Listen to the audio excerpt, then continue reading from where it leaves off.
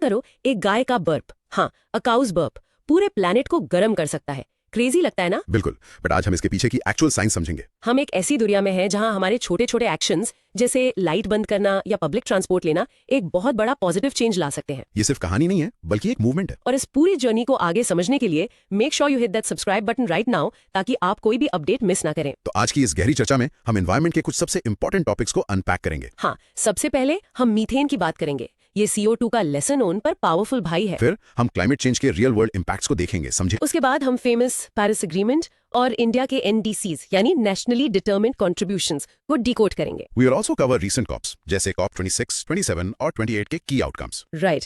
फिर हम loss and damage fund, India के नेट जीरो 2070 टारगेट और क्लाइमेट फंडिंग के इशू को समझेंगे। नेक्स्ट, कार्बन सिक्वेस्ट्रेशन और जियो इंजीनियरिंग जैसे कूल कॉन्सेप्ट्स एक्सप्लोर करेंगे। फिर आएगा हम सब के लिए mission life, green credit program और eco marks scheme. We will also discuss India के ट्रेडिशनल प्रैक्टिसेस, ग्रीन वॉशिंग का खतरा और क्रायोस्फीयर पर क्लाइमेट चेंज के असर को भी। Finally desertification, ocean acidification, ozone layer की रिकवरी स्टोरी और इंडिया की बायोडाइवर्सिटी कंजर्वेशन एफर्ट्स जैसे अहम मुद्दों पर बात करेंगे। सो रेडी हो जाओ, it's going to be a long and amazing ride. Okay, let's start. Topic 1. Methane, the other greenhouse gas. Basically methane एक ऐसी ग्रीन हाउस गैस या GHG है जो यूनेप के अनुसार प्री इंडस्ट्रियल टाइम से अब तक 30% वार्मिंग के लिए रिस्पॉन्सिबल है। 30%? Wow. हाँ, इसका कंट्रीब्यूशन CO2 के बाद सेकंड नंबर पर है। इसका एक रियल लाइफ एग्जांपल सोचो। आपके घर के पास एक लैंडफिल है, वहां जो भी ऑर्गेनिक वेस्ट सड़ता है उससे मीथेन गैस निकलती है। बिल्कुल, या फिर खेत में जो पैडी कल्टीवेशन होती है उससे भी मीथेन रिलीज होती है। It's literally everywhere. तो इंट्रोडक्शन में हम हमेशा CO2 की बात करते हैं, पर मीथेन पर इतना स्पेशल फोकस क्यों जरूरी है? Let's unpack this. Right, methane is like the sprinter of green house gases. इसका इंपैक्ट बहुत जल्दी और बहुत पावरफुल होता है। Okay, तो बैकग्राउंड क्या है? IPCC ने कहा है कि अगले 20 साल में वार्मिंग को स्लो करने का सबसे ज्यादा पोटेंशियल मीथेन मिटिगेशन में है। क्यों? क्योंकि इसका ग्लोबल वार्मिंग पोटेंशियल CO2 से बहुत बहुत ज्यादा है। Okay, so इसके कोर लॉजिक यानी सोर्सेस क्या हैं? सबसे बड़ा नेचुरल सोर्स है वेटलैंड्स, और इंटरेस्टिंगली टर्माइट्स भी मीथेन प्रोड्यूस करते हैं। टर्माइट्स? हाँ। Really? हाँ, फिर आते हैं ह्यूमन सोर्सेज। एग्रीकल्चर में इंडिया जैसे देश में राइस कल्टीवेशन और एनिमल हस्बेंड्री इसके बड़े सोर्सेज हैं। एनिमल हस्बेंड्री मतलब काउज बर्ब। साइंटिफिक टर्म क्या था इसका? Enteric fermentation. Right, enteric fermentation. फिर है एनर्जी प्रोडक्शन। फॉसिल फ्यूल्स जैसे कोल, ऑयल और नेचुरल गैस के एक्सट्रैक्शन, प्रोसेसिंग और ट्रांसपोर्ट के दौरान भी मीथेन रिलीज होती है। लीकेज भी एक इशू है ना? बहुत बड़ा। जैसे 2022 में नॉर्थ स्ट्रीम पाइपलाइन में रप्चर हुआ, वो सिंगल लार्जेस्ट रिलीज था। Oh wow. और फाइनली शहरों के लैंडफिल्स और पोलर रीजन्स में पिघलती पर्माफ्रॉस्ट भी मीथेन के बड़े सोर्सेज बन रहे हैं। तो इसका रियल वर्ल्ड इंपैक्ट क्या है? What steps are being taken? International level पर दो चीजें हो रही हैं। एक, इंप्रूविंग डिटेक्शन। UNEP का methane alert and response system यानी मार्स मेजर इमिशन सोर्सेज को डिटेक्ट करता है। और दूसरा? Methane reduction. COP 26 में ग्लोबल मीथेन प्लेज अनाउंस हुआ। 150 देशों ने 2030 तक 30% मीथेन इमिशन कट करने का प्रॉमिस किया है। लेकिन इंडिया ने ये प्लेज ज्वाइन नहीं किया, क्यों? ये इंपॉर्टेंट है क्योंकि इंडिया की इमिशंस सर्वाइवल इमिशंस हैं, लग्जरी इमिशंस नहीं। Okay, cross question time. ये सर्वाइवल इमिशंस और लग्जरी इमिशंस में आखिर बेसिक फर्क क्या है? Can you simplify? बिल्कुल, देखो, सर्वाइवल इमिशंस आती हैं जरूरी चीजों से, जैसे एक छोटा किसान फूड के लिए चावल उगा रहा है। Right, basic needs. हाँ, जबकि लग्जरी इमिशंस लाइफस्टाइल चॉइसेस से जुड़ी हुई हैं, जैसे एक बड़ी SUV चलाना या प्राइवेट जेट यूज करना। Got it. दूसरा क्वेश्चन, अगर मीथेन का लाइफ टाइम सिर्फ 12 साल है तो हम इसके लिए इतने वरिड क्यों हैं? Great question. क्योंकि शॉर्ट टर्म में मीथेन की हीट ट्रैपिंग पावर CO2 से 80 गुना ज्यादा है। 80 टाइम्स? यस, तो उन 12 सालों में इसका इमीडिएट वार्मिंग इंपैक्ट बहुत बड़ा होता है। That makes sense. अच्छा, तो हरित धारा आखिर काम कैसे करता है? What's the science? ये काफी कूल है। हरित धारा बेसिकली गाय के पेट, जिसे रूमेन कहते हैं, उसमें फर्मेंटेशन प्रोसेस को बदल देता है। ओके। उस सप्लीमेंट में ऐसे कंपाउंड्स हैं जो मीथेन बनाने वाले माइक्रोब्स को रोक देते हैं, so the cow burps out less methane. Fascinating. अच्छा, मीथेन इमिशंस को आखिर एक्यूरेटली मेजर करने में सबसे बड़ा चैलेंज क्या है? सबसे बड़ा चैलेंज ये है कि इमिशंस अक्सर डिफ्यूज्ड और इंटरमिटेंट होती हैं, मतलब फैली हुई और रुक रुक कर। जैसे? एक गैस लीक एक लंबी पाइपलाइन में कहीं भी हो सकती है, या एक वेटलैंड से इमिशन मौसम पे डिपेंड करता है, इसलिए प्रिसाइज ट्रैकिंग मुश्किल है। लास्ट क्वेश्चन इस पर, इस सिस्टम ऑफ राइस इंटेंसिफिकेशन या SRI मीथेन कम कैसे करता है? ट्रेडिशनली चावल के खेत पानी से भरे रहते हैं, जिससे ऑक्सीजन फ्री एनवायरनमेंट बनता है। ये मीथेन प्रोड्यूसिंग माइक्रोब्स के लिए परफेक्ट है। ओके। SRI में ऑल्टरनेट वेटिंग एंड ड्राइंग का मेथड यूज होता है, मतलब मिट्टी को बीच बीच में सूखने दिया जाता है। अच्छा, इससे ऑक्सीजन आती है? एग्जैक्टली, जिससे वो माइक्रोब्स डिसरप्ट हो जाते हैं और मीथेन प्रोडक्शन कम हो जाता है, प्लस पानी भी बचता है। Brilliant. Okay, practice time. Let's practice saying this. India's methane emissions are survival emissions, not luxury emissions. अब इसका mini recap. In short, methane एक पावरफुल GHG है और इंडिया सर्वाइवल इमिशंस की वजह से ग्लोबल मीथेन प्लेज से बाहर है, पर डोमेस्टिक लेवल पर सॉल्यूशंस ढूंढ रहा है। चलो आगे बढ़ते हैं। Topic 2, impact of climate change, the reality bytes. Right, climate change का मतलब सिर्फ गर्मी बढ़ना नहीं है।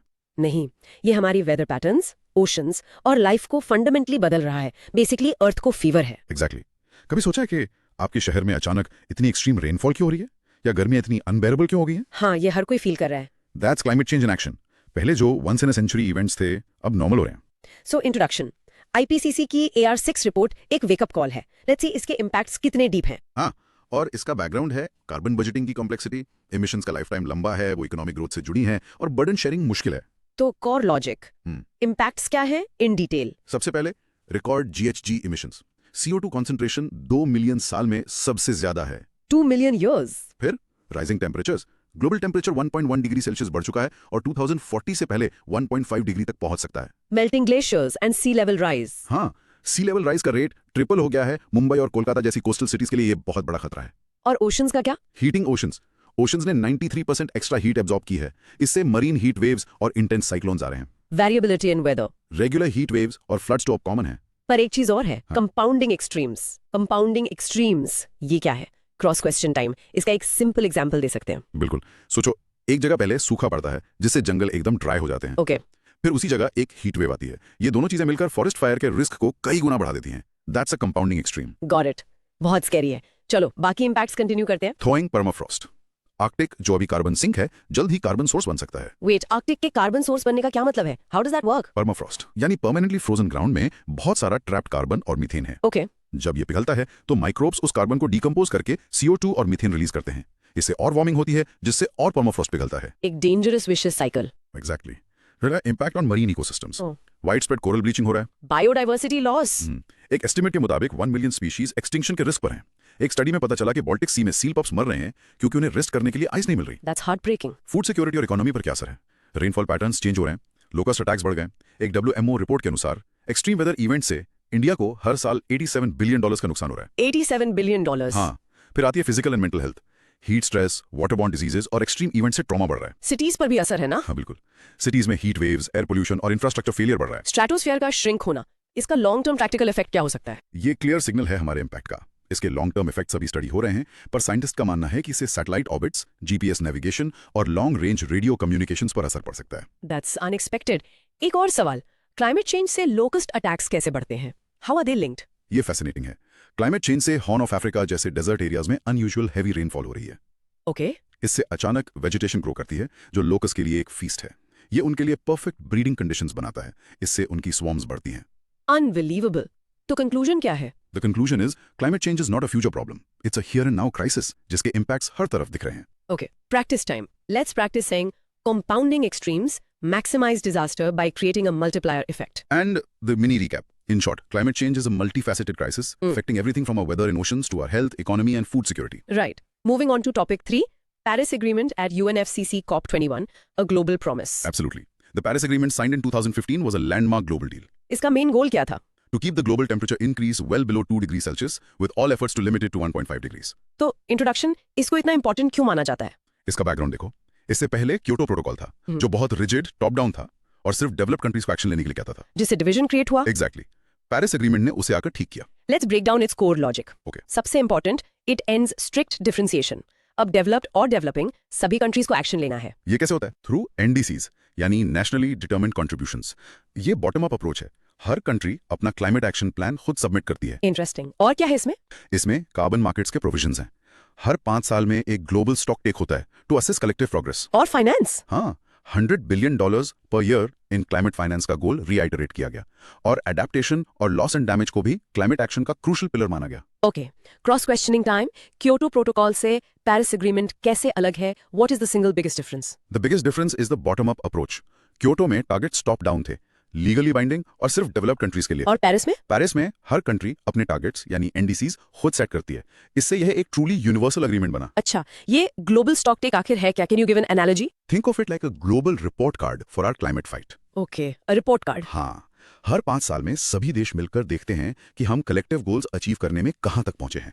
ये एक ग्रुप प्रोजेक्ट रिव्यू जैसा है। एंड्स द स्ट्रिक्ट डिफरेंशिएशन का इंडिया जैसी कंट्री के लिए रियल मीनिंग क्या है? इसका मतलब है कि इंडिया को भी अब NDC सबमिट करना है और एक्शन लेना है। लेकिन जिम्मेदारी बराबर है? नहीं, कॉमन बट डिफरेंशिएटेड रिस्पॉन्सिबिलिटीज का प्रिंसिपल अभी भी है। मतलब हमें एक्शन लेना है, पर हमारे एक्शंस हमारी नेशनल सर्कमस्टेंसेस और कैपेबिलिटीज पर बेस्ड होंगे। Got it. अग्रीमेंट में लॉस एंड डैमेज का जिक्र है। इसमें और एडेप्टेशन में प्रैक्टिकल डिफरेंस क्या है? अडेप्टेशन है क्लाइमेट चेंज के इम्पैक्ट्स के लिए प्रिपेयर करना, जैसे सी वॉल्स बनाना। और loss and damage? Loss and damage उन इम्पैक्ट्स के लिए है जिनसे आप अडेप्ट नहीं कर सकते, जैसे जब एक छोटा आइलैंड नेशन पूरी तरह पानी में डूब जाता है। ये इरिवर्सिबल लॉसेस हैं। Okay, last question on this. वो 100 बिलियन फाइनेंस गोल इतना कंटेंशियस क्यों रहा? दो रीजंस। एक, डेवलप्ड कंट्रीज ने ये टारगेट कभी मीट नहीं किया, जिससे ट्रस्ट डेफिसिट क्रिएट हुआ। और दूसरा? दूसरा, क्लाइमेट फाइनेंस किसे माना जाए इस पर अग्रीमेंट नहीं है। ये ग्रांट्स हैं या लोन्स, पब्लिक फंड्स या प्राइवेट, इस क्लैरिटी की कमी से कॉन्फ्लिक्ट हुआ है। Makes sense. Okay, let's rehearse. Practice saying the Paris Agreement uses a bottom-up approach with nationally determined contributions or NDCs. Mini recap. In short, the Paris Agreement was a landmark, universal deal for climate action, but its success hinges on ratcheting up ambition and ensuring implementation. Perfect. अब आते हैं topic 4 पर, India's updated NDC under Paris Agreement. Yes. अगस्त 2022 में India ने अपना updated NDC officially submit किया। This is our concrete plan of action. So, introduction, what are these new, more ambitious targets? Background ये है कि कंट्रीज को हर 5 साल में अपने एनडीसीज अपडेट करने होते हैं to make them more ambitious. ये अपडेट COP26 के पंचमृता अनाउंसमेंट्स के बाद आया। Right. तो core logic क्या है? What are the key updates? First goal, emissions intensity.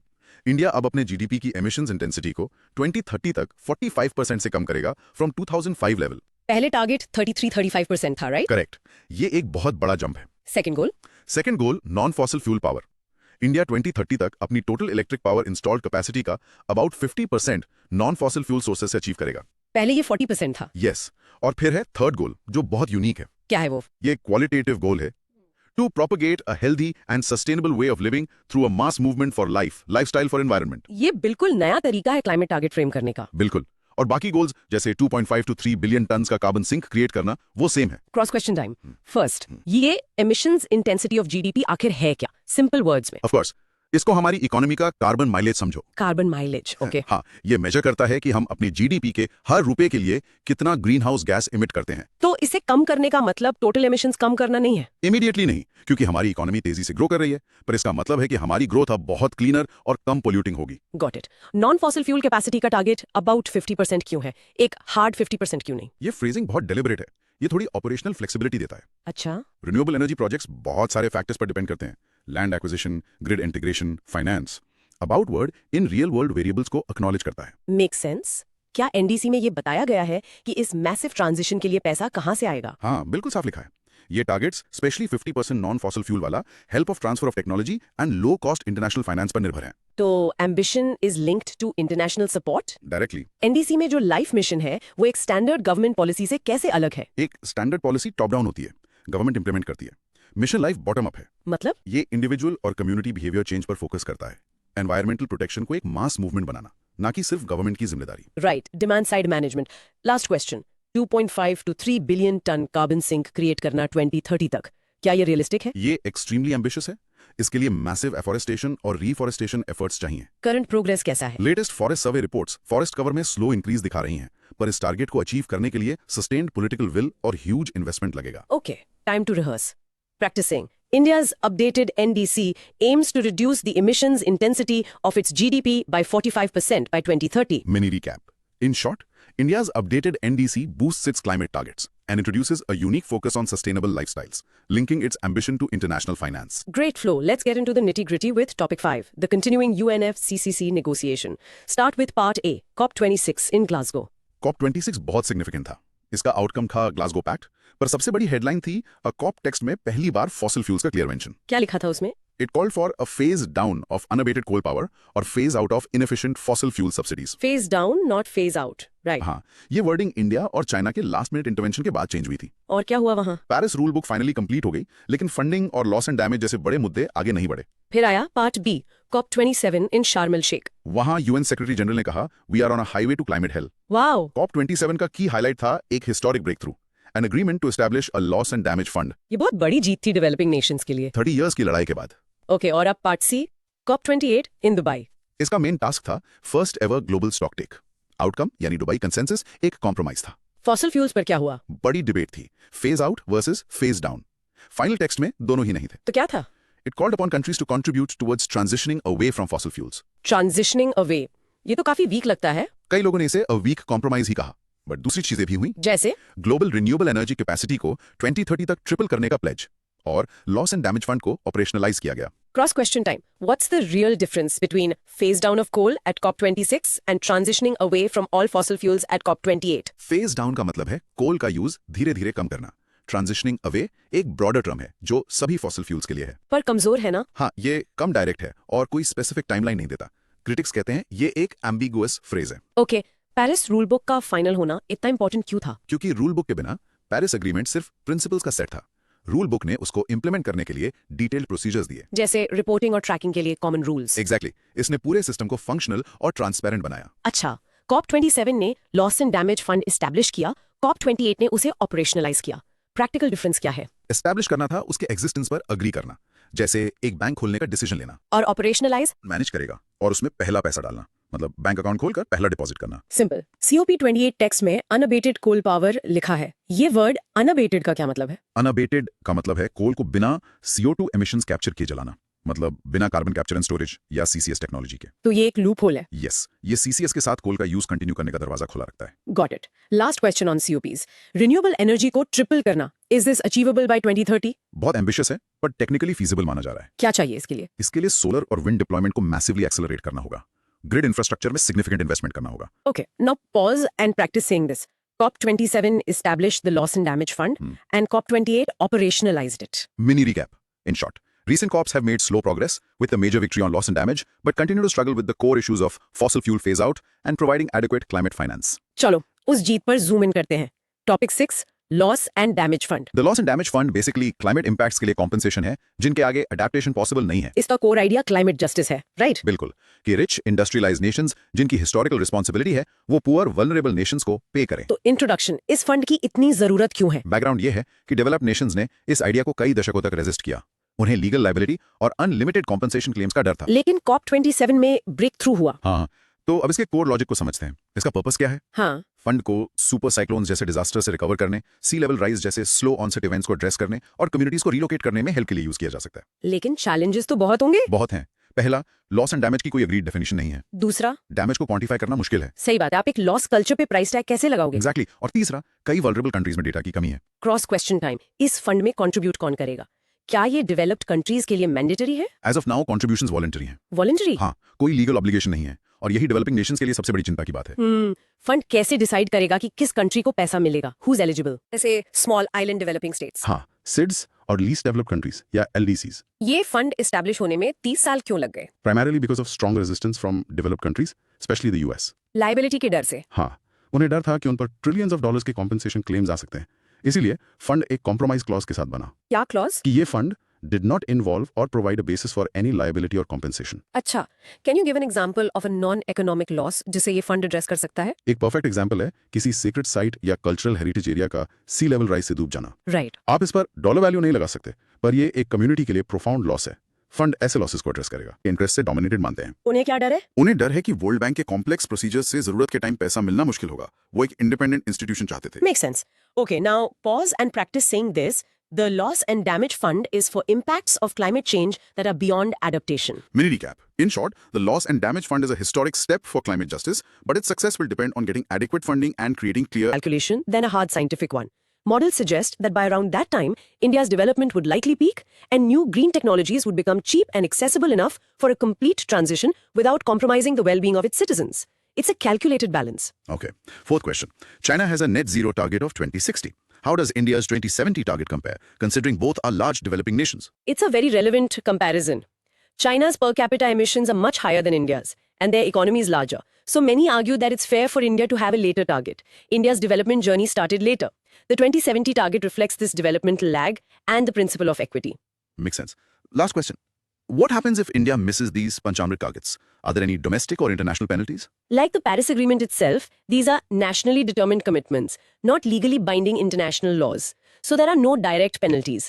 The real cost of missing them would be reputational damage on the global stage, and more importantly, missing out on the economic and health benefits of a clean energy transition. The pressure is more political and economic than legal. Understood. Now let's practice this. Practice saying, India's Panchamrit strategy balances ambitious 2030 goals like 500 GWO of non-fossil capacity with a pragmatic 2070 net zero target based on the principle of CBDR. Perfect. Mini recap. In short, India's climate stance is a carefully crafted mix of leadership in renewables and a realistic timeline for full decarbonization, reflecting its unique development needs. India की एक और initiative की बहुत discussion होती है, mission life. ये सिर्फ government policies की बात नहीं करता, बल्कि लोगों की हैबिट्स की बात करता है। ये क्या है? मिशन लाइफ यानी लाइफस्टाइल फॉर एनवायरनमेंट एक बहुत ही यूनिक कॉन्सेप्ट है। इसका कोर प्रिंसिपल ये है कि क्लाइमेट चेंज की फाइट सिर्फ गवर्नमेंट्स और कंपनीज नहीं जीत सकती। Right, it needs everyone. इसके लिए एक ग्लोबल मास मूवमेंट की जरूरत है, प्रो प्लैनेट पीपल की एक आर्मी की जरूरत है। यह हमारी और आपकी डेली लाइव्स में छोटे छोटे चेंजेस लाने की बात करता है, जैसे रिड्यूस, रीयूज, रिसाइकल, जो हमारे यहाँ तो सेंचुरीज से लाइफस्टाइल का हिस्सा रहा है। आई रिमेंबर मेरी ग्रैंडमदर पुराने कपड़ों से क्विल्ट बना लेती थी और वेजिटेबल पील से कंपोस्ट। उनके लिए ये सस्टेनेबल लिविंग नहीं, बस लिविंग था। आपने बिल्कुल सही कहा। ये उन्हीं ट्रेडिशनल वैल्यूज को एक मॉडर्न फ्रेमवर्क देने की कोशिश है, और इसी मिशन को ग्राउंड पर इंप्लीमेंट करने के लिए गवर्नमेंट ने ग्रीन क्रेडिट प्रोग्राम या जीसीपी लॉन्च किया है। ये कार्बन क्रेडिट से कैसे डिफरेंट है, ये समझना बहुत जरूरी है। इसे एक सिंपल एनालॉजी से समझते हैं। कार्बन क्रेडिट को समझिए रिपोर्ट कार्ड के बुरे मार्क्स मिटाने जैसा। आपकी कंपनी ने पोल्यूशन किया तो आपने कहीं और पोल्यूशन कम करने वाले प्रोजेक्ट में पैसा इन्वेस्ट कर दिया ताकि आपका अकाउंट बैलेंस हो जाए। ये एक नेगेटिव को ऑफसेट करता है। Okay, so it's about neutralizing a bad action. Exactly.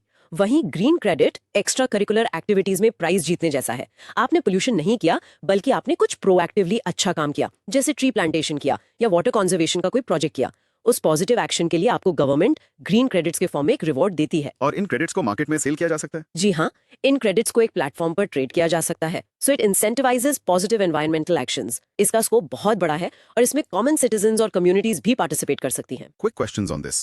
First, is this green credit program already active? Can I, as an individual, go and earn a green credit today for planting a tree? The program has been notified and the framework is being set up. The detailed methodologies for different activities are still being developed. So while it's officially launched, the market is in a very nascent stage. It will take some time to become fully operational for individuals. Okay. Second question. What stops someone from gaming the system? For example, planting 10 trees for credits and then not taking care of them. That's the biggest implementation challenge. The framework will need robust monitoring, reporting, and verification, or MRV systems. For tree plantation, for instance, credits might be linked to the survival rate of the saplings over several years, not just the act of planting. Smart. Third question. Is there any other country that has a similar green credit program, or is this an Indian innovation? The idea of rewarding positive environmental actions exists in different forms globally, like biodiversity offsets. But a national level, voluntary, market-based program with such a broad scope, covering everything from water conservation to sustainable agriculture, is quite unique to India. It's a pioneering effort. That's interesting. Fourth, Mission Life talks about individual action. But don't systemic changes by governments and corporations have a much bigger impact? Isn't this shifting the burden to the consumer? That's a very common and important critique. The idea behind Mission Life isn't to replace systemic change, but to complement it. Individual actions, when adopted by millions, can create a cultural shift and build political will for larger policy changes. It's about creating demand for sustainability from the bottom up. It's an and, not an or. So both are needed. Final question. How does the green credit market interact with the carbon credit market? Can you earn both for the same project? The government has clarified that there will be no double counting. A project's outcome can either be counted as a carbon credit for emission reduction or a green credit for other environmental benefits, but not both. They are designed to be separate, parallel markets rewarding different types of positive actions. That clarifies a lot. Okay, practice this part. Mission Life promotes individual, pro-planet behavior, which is incentivized through the innovative Green Credit Program, a market for positive environmental actions beyond carbon reduction. Excellent summary. Mini recap. In short, India is complementing its policy-level commitments with unique initiatives that aim to make environmental consciousness a mass movement, rooted in both tradition and modern market mechanisms. Topic name. Broader environmental picture. Broad micro theme. Beyond emissions. Hook. So far, we've talked about what's in the air. But what about the ground beneath our feet and the vast oceans? The climate story has some silent but equally dangerous villains. Learning map. In this section, we'll first explore the challenge of desertification in India. Then, we will dive into the other CO2 problem, ocean acidification. And finally, we will look at a story of hope, the healing of the ozone layer, and what lessons it holds for us today. अब तक हमने जो भी बात की वो हवा में घुले कार्बन पॉलिसीज और एग्रीमेंट्स के बारे में थी, बट इस स्टोरी का इंपैक्ट सिर्फ हमारे एटमॉस्फेयर पर नहीं, हमारी लैंड और हमारे ओशंस पर भी हो रहा है, और शायद वहां की पिक्चर और भी ज्यादा अलार्मिंग है. नोट्स में डिजर्टिफिकेशन का जिक्र है. हाँ, और ये एक ऐसी रियलिटी है जो हमारे बहुत क्लोज है. इंडिया का लगभग 30% लैंड एरिया इज डेजर्टिफाइंग. इसका मतलब है फर्टाइल लैंड का धीरे धीरे बैरन हो जाना. 30%? That's huge. It is. आप इमेजिन कीजिए उस फार्मर की जिसके फार्म की सॉइल हर साल अपनी मॉइस्चर खो रही है, उसकी प्रोडक्टिविटी घट रही है. ये सिर्फ एक एनवायरमेंटल इशू नहीं है, ये हमारी फूड सिक्योरिटी और मिलियंस ऑफ लाइवलीहुड्स पर डायरेक्ट अटैक है. और दूसरा बड़ा थ्रेट है ओशन एसिडिफिकेशन. ये अदर CO2 प्रॉब्लम क्या है? हम ये तो जानते हैं कि हमारे ओशंस एक स्पंज की तरह एटमॉस्फेयर से CO2 एब्जॉर्ब करते हैं। Which is good, right? Right, it helps reduce global warming. But there's a limit. जब वो जरूरत से ज्यादा CO2 एब्जॉर्ब करते हैं तो एक केमिकल रिएक्शन आता है और समुद्र का पानी धीरे धीरे मोर असिडिक हो जाता है। इसका सबसे बुरा इफेक्ट उन मरीन ऑर्गेनिजम्स पर पड़ता है जो अपना शेल या स्केलेटन कैल्शियम कार्बोनेट से बनाते हैं। जैसे कोरल्स या मॉलस्क्स। एग्जैक्टली। पानी ज्यादा एसिडिक होने पर उनके लिए अपना शेल बनाना मुश्किल हो जाता है। Imagine trying to build a house with dissolving bricks. इसका मतलब ये पूरी मरीन फूड वेब को डिस्ट्रॉय कर सकता है। बिकॉज अगर छोटे ऑर्गेनिजम्स खत्म हुए तो उन्हें खाने वाली फिश भी खत्म हो जाएंगी। बिल्कुल, कोरल रीफ्स जिन्हें रेन फॉरेस्ट ऑफ द सी भी कहते हैं खत्म हो सकते हैं। ये उन करोड़ों लोगों के लिए एक एग्जिस्टेंशियल क्राइसिस है जिनकी लाइफ फिशिंग और समुद्र पर डिपेंड करती है। ये एक साइलेंट क्राइसिस है जो ओशन की डेप्थ्स में हो रहा है। This is truly frightening. Let's get some questions in. First, on desertification. What are the main causes of this in India? Is it just climate change or are there other factors? It's a combination. Climate change, with its erratic rainfall and long droughts, is a major driver. But human activities like deforestation, overgrazing by cattle, and unsustainable agricultural practices like excessive use of chemical fertilizers also play a huge role in degrading the soil quality. Okay. Second question, for ocean acidification. Is this reversible? If we stopped all CO2 emissions today, would the oceans go back to normal? Reversibility is a very complex issue. The oceans have a massive thermal and chemical inertia. So even if we stopped emissions today, the absorbed CO2 would continue to cause acidification for a very long time, possibly centuries. The best we can do is slow it down and stop making it worse. That's a sobering thought. Third question, desertification in India. Are there any specific regions that are hotspots? Yes, definitely. The arid and semi-arid regions of Rajasthan, Gujarat, and parts of Maharashtra and Karnataka are highly vulnerable. But surprisingly, even states in the subhumid regions like Jharkhand and Odisha are facing significant land degradation due to mining and deforestation. It's a pan-India problem. Okay. Fourth question. We hear about coral bleaching, which is caused by warming waters. Is that related to ocean acidification? They are two different but related impacts of CO2. They're often called the deadly twin problems for corals. Warming water causes bleaching, which is when corals expel the algae living in them and turn white. Acidification makes it harder for them to build their skeletons. So one is an external shock, the other is an internal crisis. Together, they are a massive threat. A double whammy. Final question. What is India doing to combat desertification? Are there any major programs? Yes, India is very active on this front. India hosted a UN COP on desertification in 2019. We have major programs like the National Afforestation Program and the Pradhan Mantri Krishi Sanchay Yojana, which focuses on water conservation and efficient irrigation. Per drop, more crop. The goal is to restore millions of hectares of degraded land. Okay, that's good to know. Let's practice. Beyond emissions, climate change impacts our land through desertification and our oceans through acidification, threatening food security and marine ecosystems. Well said. Mini recap. In short, the climate crisis is not just an atmospheric problem. It's a deeply interconnected crisis affecting every part of our planet's life support systems. इन सब depressing news के बीच क्या कोई hope की किरण है?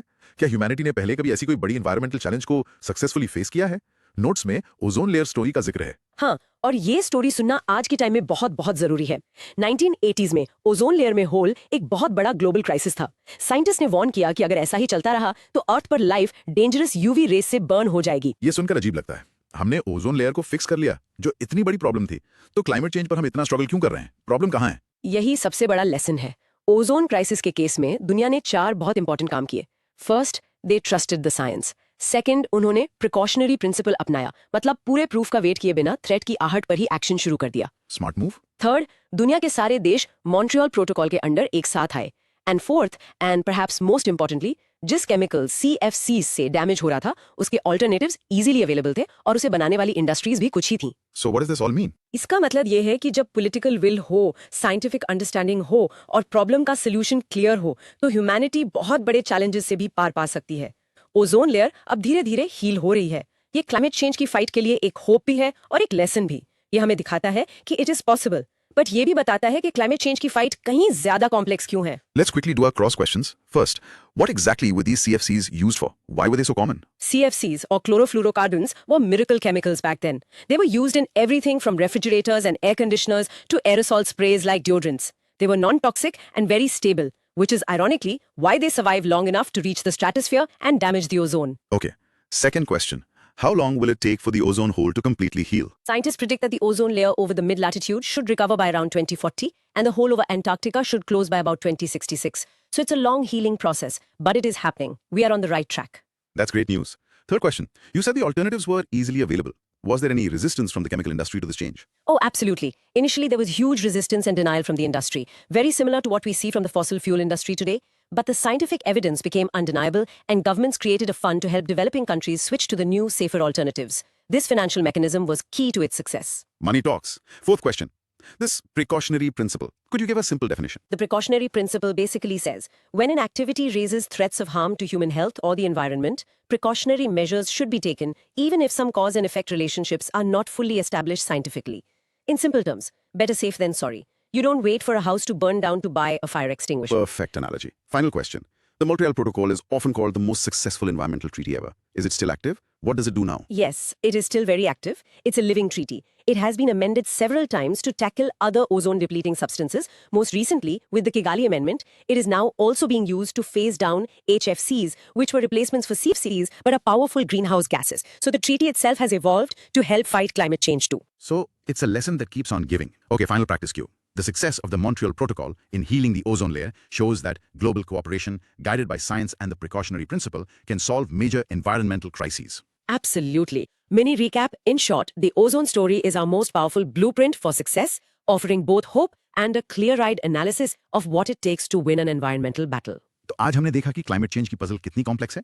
एक तरफ Paris agreement जैसे global efforts हैं, तो दूसरी तरफ इंडिया के पंचामृत जैसे नेशनल टारगेट्स और मिशन लाइफ जैसी ग्रासरूट्स इनिशिएटिव्स। हर लेवल पर एक स्ट्रगल जारी है। और हमने ये भी समझा कि ये फाइट सिर्फ CO2 एमिशंस कम करने की नहीं है, ये हमारी लैंड को डिजर्टिफाई होने से बचाने की है, हमारे ओशंस को एसिडिफाई होने से बचाने की है और अल्टीमेटली अपनी लाइफस्टाइल को चेंज करने की है। मॉन्ट्रियल प्रोटोकॉल की सक्सेस हमें रास्ता दिखाती है कि यूनाइटेड होकर हम ये कर सकते हैं। Final recap.